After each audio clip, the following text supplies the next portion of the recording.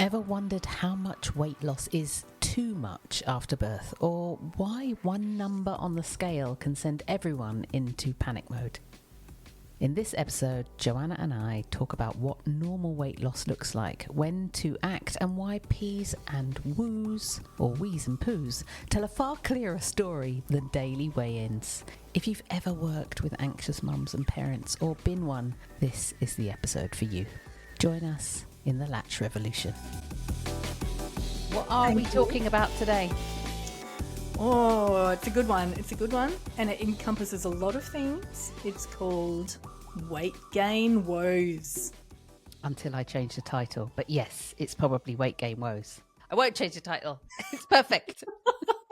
But if you've said a different title, you know I've changed it. Not because Joe's title's not awesome, just because of the SEOs. Well, let's just say instead we're going to be talking about troublesome things that go along with weight gain issues. Shall we call it that? Is that just, it just rolls off the tongue, doesn't it? Oof, yeah, that really, like, I stayed awake listening to that. I didn't drift off in the slightest at all. If you've got a baby and they are gaining weight, losing weight, or you are working with anyone with a baby, then this is the episode for you, because we're going to be talking about all those things. The sun is coming out, and now I'm starting to get to the point where I just can't even see. So this is going to be fun. I'm going to have a screwed up face. Where you don't have to see. You don't have to see. Just listen to me. I will bring you the light, Katie. Okay, carry on. Take it. You roll with this podcast. I'll just sit here. Oh, great. All right. So, well, I was thinking when I was writing a few notes about what we could be talking about when we're discussing weight gain issues, is that we can talk about a couple of things. There are the issues that we have about babies losing weight after birth, and that this is a ubiquitous thing. And where is that magical line where it is too much now? There's that scenario. There is also about then the fact that they start to gain weight, and then what happens when they plateau? Is that an issue? Is that not an issue? How much do they need to be gaining according to which chart? And then for me, in my practice, the thing I see very frequently that I am going to be really diving into here is the issue with too frequent weighing, and people that have gone out and bought their own scale and they're either weighing once a day or they're doing, get ready for it, before and after weights for every single feed for the baby, which is what I see. I wouldn't say frequently, but regularly is something that I see. So we got quite a bit that we could talk about here. Yeah, and what's already getting me like, oh, I need to talk about this. Okay, so should we start at the beginning, which is probably, let's just do some stuff about what, normal weight loss in the beginning. Yeah. And what kind of breaches those boundaries. Perfect. What are we looking for with healthy babies? And where healthy babies, it's really normal for them to lose weight. I mean, they come out, they've been fed 24/7, and all of a sudden that supply gets switched off and they are given these tiny but frequent amounts of colostrum, which is, colostrum, as we know, is really there for immunity, for a glucose boost to keep the brain going, to act as communication, to switch on the milk-making cells. Little and often makes them come to the breast really frequently. Every time they stimulate the breast, they're switching on the milk-making cells. It's not there to fatten a baby up.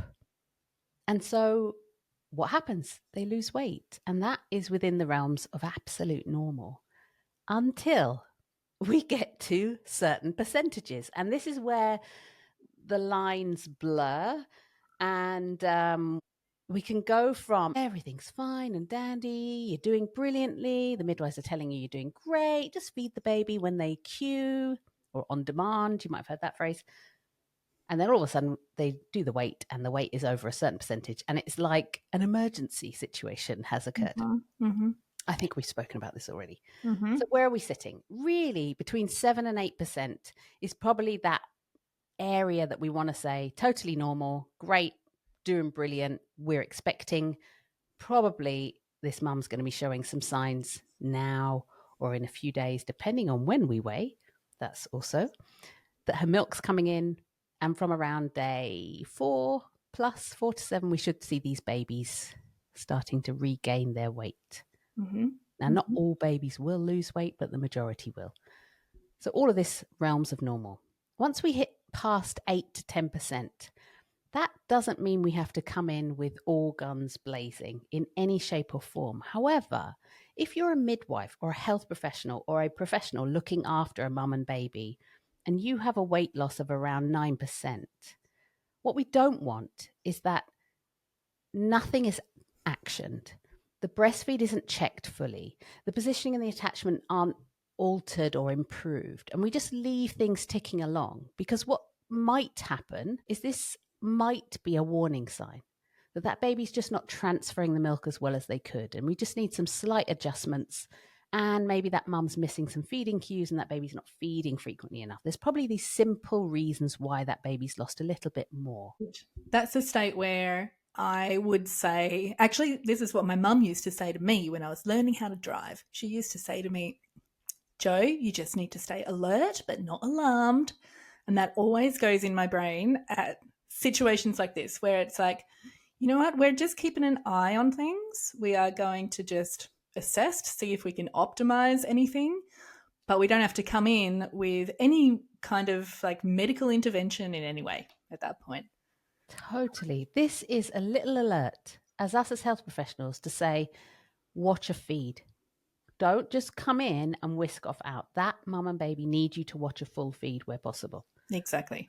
And we also need some follow-up to make sure we weigh that baby in a few days, not just send them off into the ether and 10 days later they're going for a weight check. And this is when we see everything falling off the peg, is because we haven't heeded the warning of like 9%, let's just pay more attention without frightening anybody. Yeah. And so that's what this kind of 8 to 10% marker is, a little nudge to go, oops, little doorbell ring. Let's just check in there. Let's see how we can kind of improve is the wrong word, but just change things slightly. And look, thank you, optimize. Because you're starting out, it's like learning to drive. You are not going to get your keys on the first day and by 2 days later you know how to drive. It is small adjustments along the way. So then we get to the 10%. And this is where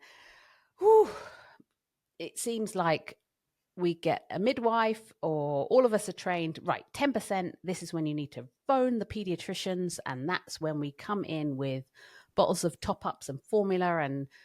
But actually we need to have a look at the whole entire picture, as we always look at. And is this baby well, firstly? What's happening with that breastfeed? Are they breastfeeding okay? Is it actually just a case that this baby's got a really shallow latch and is perching on the end of the nipple, and all of a sudden you help support this mum and baby? The baby goes on and, oh, gulp, gulp. Oh, we've got milk transfer and we didn't before. Well, that's a bit of a clue. Oh, what's happening in her breasts? Oh, she's telling me they're filling. Oh, she's telling me they're totally soft.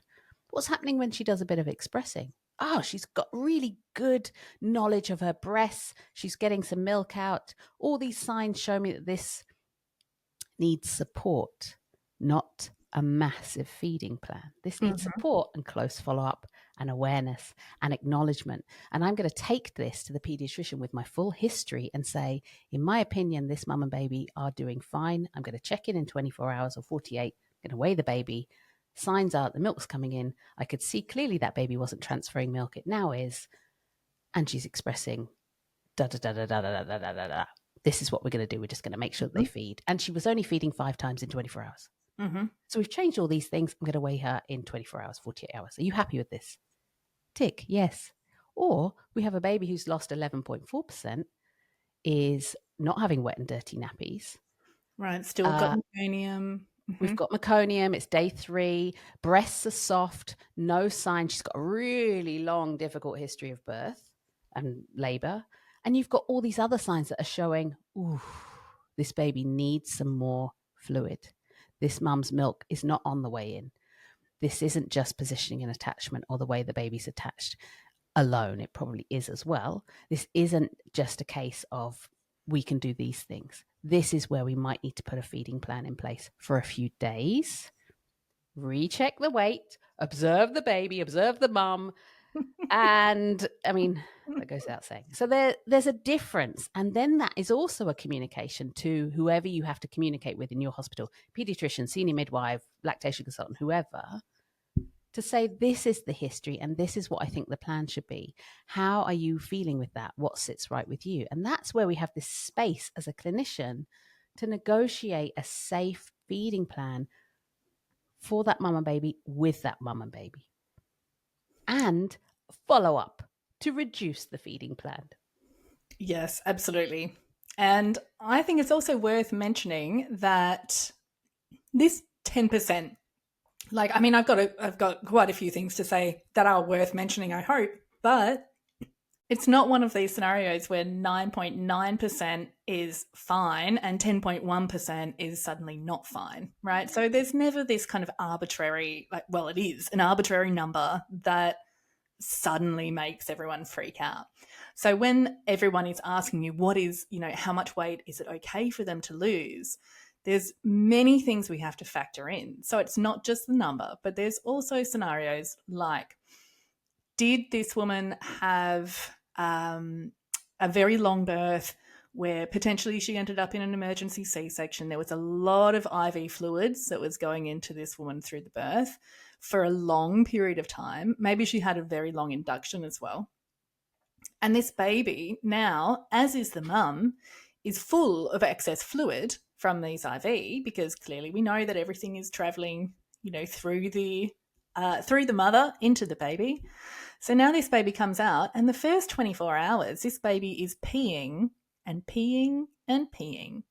And they are also just drying out, right? Like, I always just think that it is also a part of the reason why these babies are losing weight. It's not massive amounts, but that's a factor. And if this baby in the first 24 hours has peed out a massive amount, and suddenly we see 24 hours after birth that this baby is already at 8.59% weight loss, like, that's not accurate as far as how much of, like, the body mass of the baby has been lost at that point in time. It's not. They just did a lot of pee.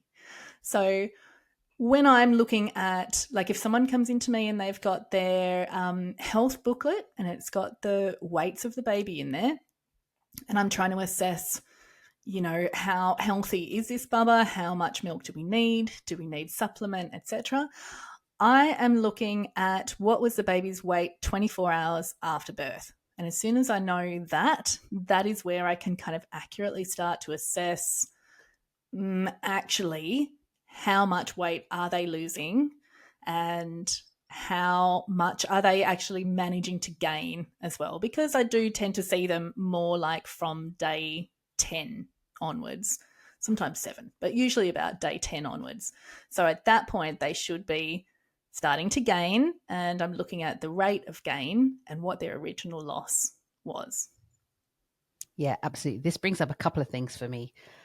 Firstly, completely, like, we're looking at that entire baby. The wet debate, the fluid debate is really tricky. Let me backtrack, because I totally want to say to you, yes, it's not 9.9% is fine and 10.1% isn't. However, most babies are being born in hospitals. Most hospitals have the Cinderella service, as it's called, and known for many, many years as postpartum care. We do not put in the right amount of staff. We do not count all babies and mums as a separate patient like you do on a nursing ward. And so most midwifery and maternity units are overstaffed. They're not even watching a full feed. And this is where we have huge complexities with the whole weight thing. And this is why most policies in most hospitals have a 10% as a cutoff.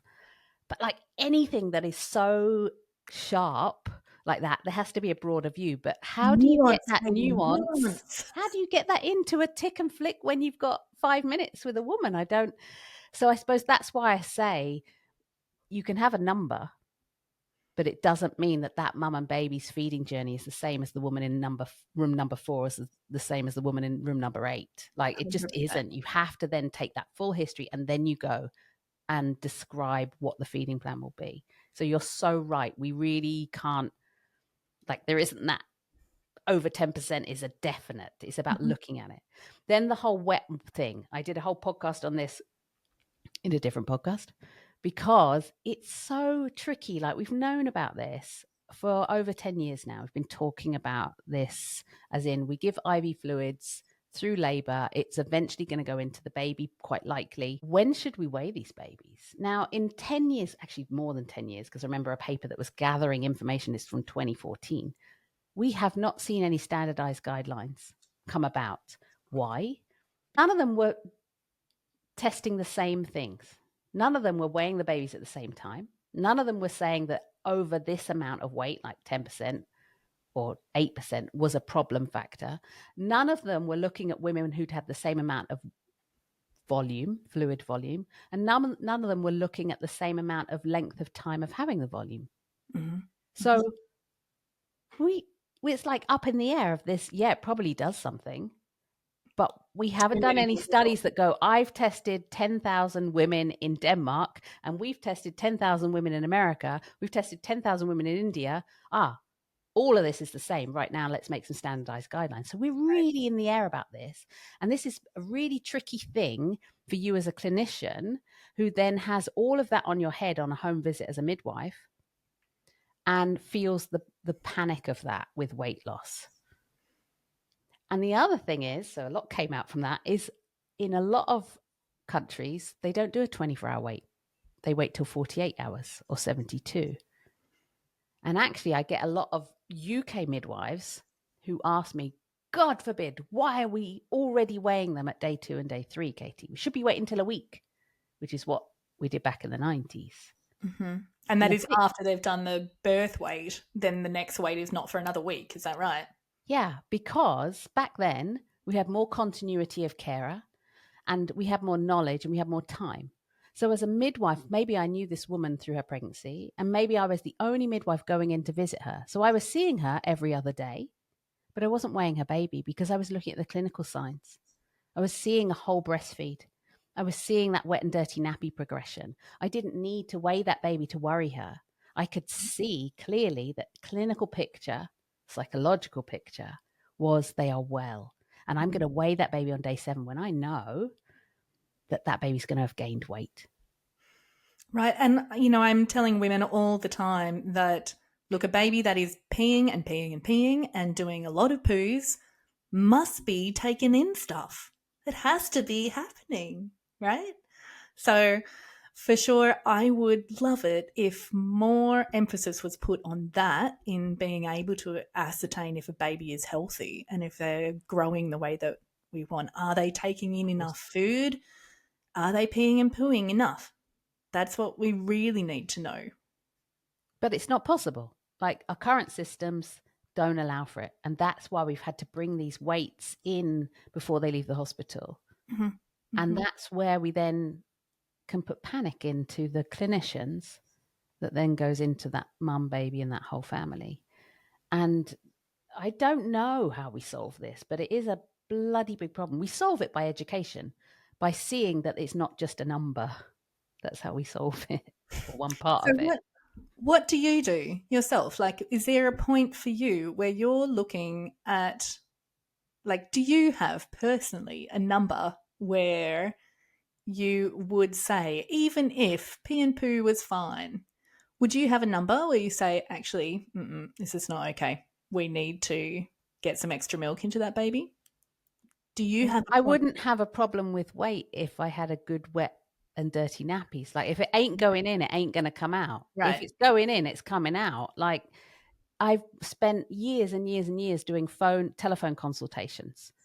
So postpartum telephone consultations with the hospitals I worked at. I couldn't weigh those babies. How did I know as a midwife and LC to sit comfortably in that seat, write my notes, a legal document, and say, I feel that baby's clinically healthy? Because the first thing I say is, how often is your baby feeding roughly? What's wet and dirty nappies looking like? How heavy is that wet nappy? That's the other thing. Like, we don't even say how heavy does that nappy feel. We're just like, oh, there was a blue stripe. I'm like, forget the bloody blue stripe. I don't care. When you feel that nappy, your baby's now 4 days old. I want you to be saying, "Whoo, mama, That's like I've poured my cup of tea in it compared to the brand new nappy that I'm about to change you with. If they feel the same, but there's a blue stripe, that is not a good output. Yes, they've done a wee, but that's not a big tick wee. That's I'm a bit concerned about that wee. And I think that's the nuance.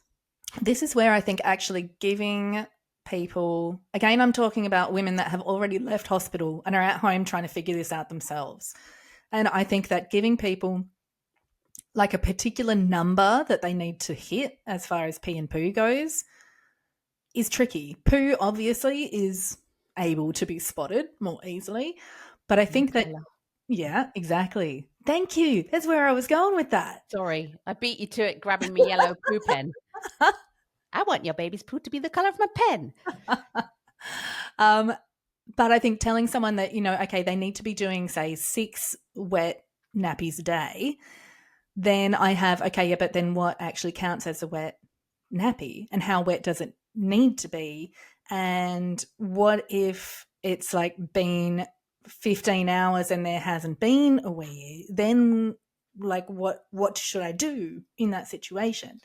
So when you're saying, it's rare that we disagree, Katie, but I'm finding a point, right? When you're saying that for you it doesn't matter about the color change. No, I didn't say that. Didn't you? No, I said the color change is super important. I mean the color change on the nappy itself, the little blue line. It's not that it doesn't matter, it's that it doesn't always tell you if it's a good enough wee. Nuance, my bad. Nuance. It matters because there's a little bit of wet. There was something going on. But I'm saying if you're asking for heavy wet nappies and all you're writing is I'm expecting 5+ wet nappies, and we're ticking boxes with women, or the women are ticking their own box or filling in their own app, and they're saying that that's counting as a good wee, whatever good is. Right. And you can barely feel the difference between the new nappy and the wet nappy in quotes, but it's got a blue line. That's a problem wee for me. That's an easy miss for a clinician to just look at an app and go, this baby's had 6 wees. And actually, it's had 6 little teaspoonful of wee and it's day 5. That's a problem. That's a massive alarm bell for me. What I would tend to be doing is looking at the fact that they, how can I explain it? I feel like it's really difficult for my women to be able to say, yes, that was a good wee, or it was not a good wee, and where is the difference between that? So what I would say is that if we are doing a big change to their care plan, we're trying something different, and I really need them to independently be able to see if their baby is gaining enough in the meantime. I don't want them to go and buy a scale to check this. I want them to be watching the nappies. And when I'm getting them to watch the nappies, in this particular instance, I would get them to change a nappy every time they see a colour change. And in that situation, I want them to have 8 of those every day. And if I see 8 colour changes, whether they feel different or not, and we get the poo going on, we're going to talk about the poo as well, then I feel secure that things are going okay. Even if it's a really tiny, tiny wee where, it potentially doesn't feel any different. And that's a way that I can kind of like there's an external source that is a colour for them to be able to feel confident that that's okay. That's the only way that I tend to use the colour change situation.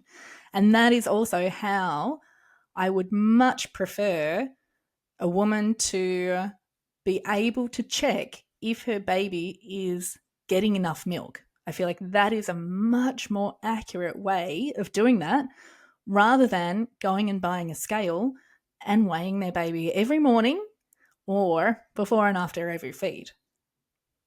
Definitely not to buy scales. But what you're talking about is a change in a plan. Yes. So then what's happening is you're using that as a way to indicate the difference going forward over that 24 hours, the next 24 hours.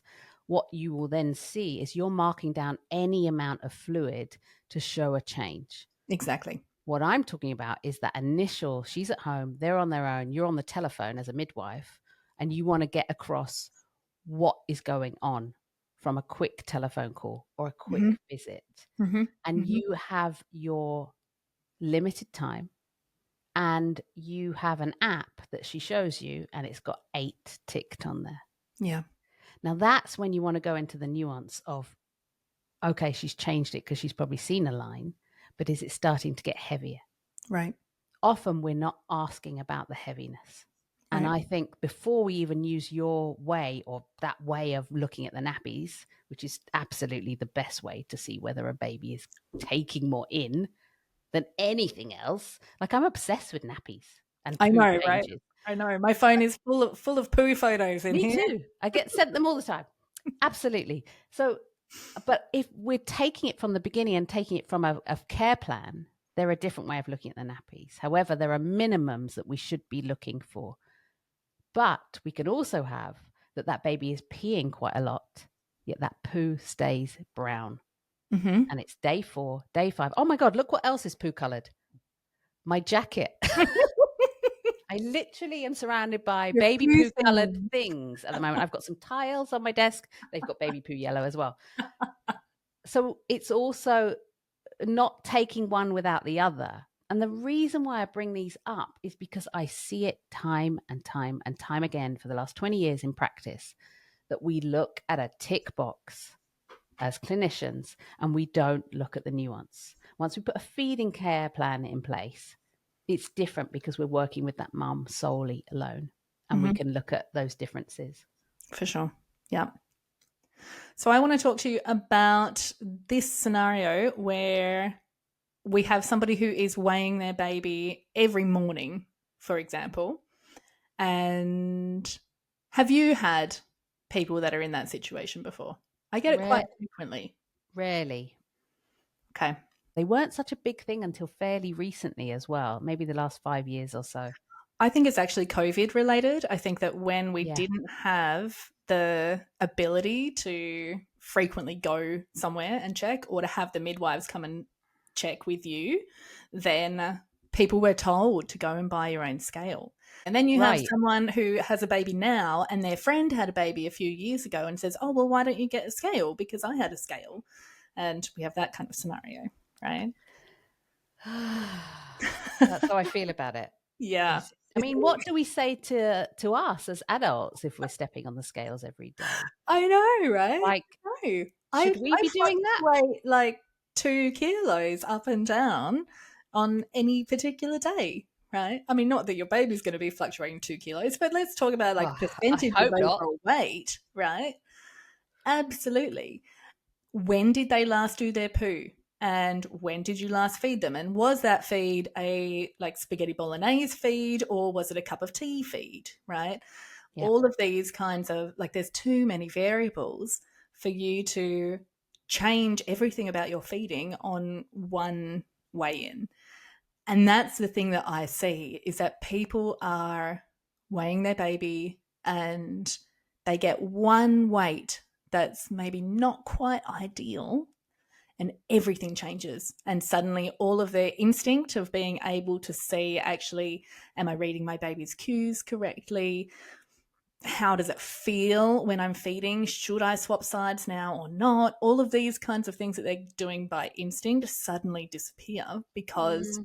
they have this anxiety and things start to get tricky at that point in time, right? And then even if they had done nothing, the next day the weight would have potentially tipped up again and it would have been fine. But now they have changed everything they're doing and now the weight goes up and now that's reinforcing the fact that, okay, I have to stay on high alert on top of this. If I relax, then we're going to have an issue with the weight gain again. Oh my God, yes. And it's just, it's such a roller coaster because when we listen to our instincts and we give it some time and you've given it a few days and you see the weight go up, you believe in yourself and you realize, gosh, give myself a pat on the back. I'm doing an excellent job. If you're changing everything every 24 hours, we are in a tailspin. Like, what the hell was it that worked? What Exactly. can I pinpoint and go, it was this position, or I felt more comfortable here, or I whatever. Like, oh my God, it's just anxiety inducing for us, I think, as well as the mom. 100%. And then I'm not going to go into the ones that are doing the before and after weigh for every single feed. You can then imagine the anxiety that's going along with that. And I think that, we do need to touch on that in terms of in the NICU, because I have a rant about that. oh, So, okay. Okay, well, but I want you to come back to that. But okay. I just, oh my God, scales, anything where we check, particularly when there is a really good way of seeing if your baby's getting enough. Yes. And Yeah. that is, if it's going in, it's going to come out. Yes. So let's look at that in the big scale of things of number, color, consistency. How are they increasing? Are they getting heavy? Are they not? Are they tailing off? And also, when you really know your baby's output by the first week, and it okay, it's going to change again at 6 weeks, but you get a feeling for it. And if you don't, I often tell the women I work with is take out 8 nappies from the pack if they're using disposables, put them in a separate side, and that's your 24 hours. So from, say, 9 a.m., you're going to start using that new pile. Then you don't have to count or worry in your head, because if you finish them, you know they've done 8. Yes, If that's what you're I do. going for more, I you love know it. it's even brilliant. Yes, every time then, if you ran out and you have to go underneath the bed and pick up another nappy, you're like, yes, yes. And that can keep you going for a couple of days. And then you're like, oh, I got this. Oh, yeah. And then, you know, you get the mighty explosions, the number 3s up the neck and down the legs, and The poo they're numbing. bright yellow. And then the thing is, when you get really in tune with wheeze and poos, like we are, That's all we need. you will see it instantly when it changes. You will see the day your baby gets a bit snuffy and a cold, and they feed more or they feed less. There's something like not quite right, and they have a bad day, and the wheeze and poos changes. Keep an eye on it. You don't panic, but you know that you might need to wake them and feed them a bit more. You notice everything about them because you're relying on your inner instincts. For sure. I also wanted to mention that if there is ever a thing for me that is a real proper red flag for postpartum mood issues, for postpartum anxiety, particularly and OCD, for me, it is shown when I have got people that are really fastidious about the tracking of the weight. And yes, it can show up in other ways, but it's very rare to me that it shows up in other ways and not also with the weighing. And I would say that the biggest red flag that I've had in my career was people that are weighing the poo as well and the pee of the baby. So they know what is the weight of a nappy when it's empty, and then they're weighing every time they're changing the baby so that they can try to track how much is actually being taken in and having a look at the difference there. I also had someone as well that was measuring how much fluid she was taking in and then how much pee she was making. Oh my God. So there are so many ways that there are way too many variables, and there's so many ways that this can all spiral very, very quickly to become a really destructive situation. So for me, as soon as I see that someone has got a scale in their house that is like a baby scale, I really have to keep an eye on this woman, and I really have to make sure that I also have got other people in my corner that I can immediately refer out to. And I will always give that woman the contacts of postpartum psychs and counselors and other emotional support systems in their care plan immediately as soon as they've got a scale at home. It's a red flag. It is definitely. I suppose this should bring us to a question of what are we expecting to see, and also the fact that sometimes we can have this micro view, like with health visitors, maternal child health nurses, of looking week to week. And actually, we've implemented certain changes, strategies, improvements optimization, sorry. Um, so sorry, no one take offense. I said improvements. Um, and having that micro view, and sometimes having to take that larger view of how is this baby generally doing, and also looking at like the genetics of the parents. Yes, yes. And I think we can forget that sometimes. Like, and also that whole big thing of my baby was born on the 20th percentile, and somehow not only new parents, but doctors and pediatricians are like, you've got to get to the 50th and stay there. Yes. What? Where has that ever come from? I mean, what does that even mean? Why would you start at the 5th and have to get to the 50th? Yes. Right. This Mm-hmm. really irks me because it's so worrying inducing. And again, another way that we can just put more pressure on women to Right. become more sensitive to it, and then even obsessing over it. Right. Right. And I think, a very, very simple reason that I've seen that people want to get to the 50th percentile is that when you have a look at a lot of the charts, the 50th percentile is in green and the 5th and the 95th are in red. And you've got like these red lines and then the orange line, the yellow line, and the green line. And the green line is a healthy line. It's not that way. So, I've got my app on my phone to track baby's growth, and I actively change this to change the colors. So I've got like a yellow and a purple and a green, and I make sure that 100%, my babies, I'm a 6 foot tall person. My husband is a 6 foot tall person. We are both not little people. We're not going to have little babies, right? And if my 95th percentile baby gets down to 40th percentile, this is not great either. So Mm-hmm.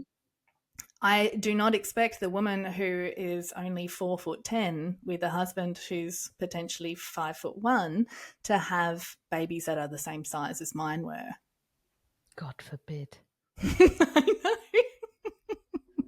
I'm just thinking of myself there being 5'3.5". So I can remember there was a time in when I worked in Australia. I just got there. There was no home visiting. There was a lot of weigh your own baby with a nurse. Could have had any background. So we're not talking necessarily pediatric nurse, or not talking maternal child health nurse. Could just be a nurse who works in a pharmacy. You weigh your baby next to all the tins of formula. And that's how it was. There was no home visiting. There was no drop-in center. We Mm-hmm. started that. And so as the lactation consultant, I was being paged. That's how long ago it was. I was being beeped down to emergency all the time for babies with weight loss.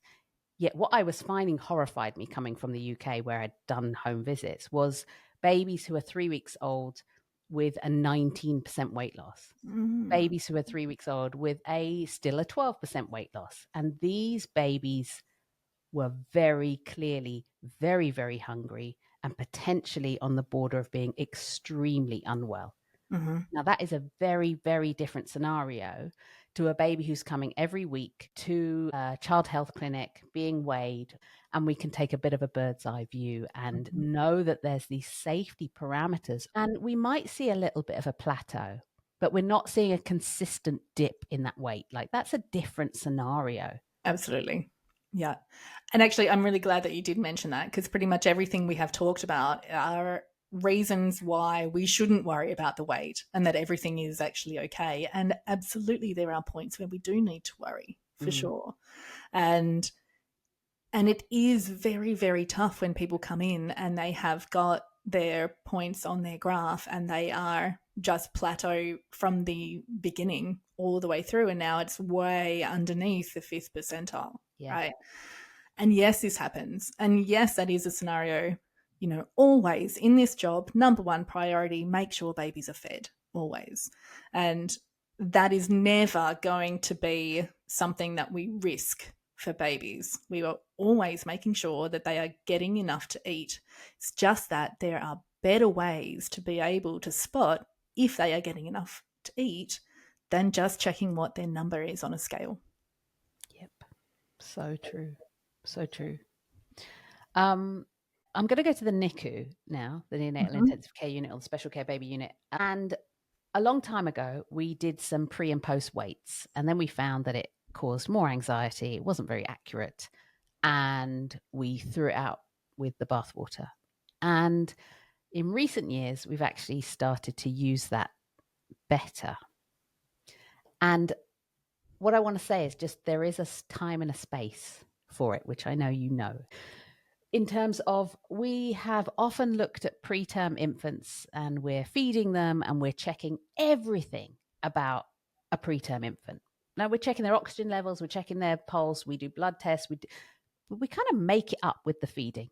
We just kind of We time did it. some swallows. It seemed okay. Yeah, did some swallows. We might count the swallows and the suck swallow ratio, but actually that's not always that accurate, particularly with the great pretenders, because they're Mm-hmm. like 35 Mm-hmm. weeks. We might time a feed. Well, we know that is utter bull crap. Yes, And that's not going to tell us anything, because if you've got a sleepy baby, it's like, oh, tick, 40-minute feed. Yeah, but it was exactly. asleep for most of the bloody feed. So none of this is actually accurate. And then based on often the time the baby was sucking, we work out how much top up to give them down the nasogastric tube, for example. So we might give a quarter top up, a half top up, or a full top up based on what evidence. So there's been some good work looking at if we do a full 24-hour profile. Mm-hmm. And I say this slowly because it's not a Mm-hmm. one-off feed. And this Yep. is where the problems came from back in the 90s, was we were just weighing a baby, feeding the baby, weighing the baby again, and going, your baby took 32 mils. Therefore, it equals 32 mils at every feed. And we Yes. didn't weigh that baby again. The other thing was that we were using different scales. We were using the scales we weigh babies on, not feeding scales, which are accurate within more like 2 grams rather Mm-hmm. than 30 grams inaccuracies. Mm-hmm. So we had all these problems. And no wonder it was rubbish. And we suddenly had to go, this is not helping us in the slightest. Chuck out this practice. When we use it in a clinical state with a clinician, with a pediatrician, with a nurse, with a baby who's unwell, it can be exceptionally helpful with the same scales, in the same position, with the same clothing on, with the same mum sitting with the same baby and doing it for 24 hours. We can then get a profile of how much milk that baby transfers for a 24-hour period. And we can have a bit of a picture to then make a plan of how much top-ups that baby needs. Because usually at that point, that baby's maybe having a nasogastric tube, being given extra food, whether that's herb milk or formula. And what we don't want to do is overfeed this baby. Mm-hmm. Then that Mm-hmm. baby doesn't wake up in 3 hours' time and she misses the opportunity to breastfeed. We also don't want to underfeed that baby. And we go, well, your baby's not gained weight. And she puts all that guilt on herself. Mm-hmm. So this is where it can be exceptionally helpful. But when we take that into the home environment and we end up doing what we were doing back in the 90s with one feed here or one feed there, this is anxiety inducing Mm-hmm. up the wazoo.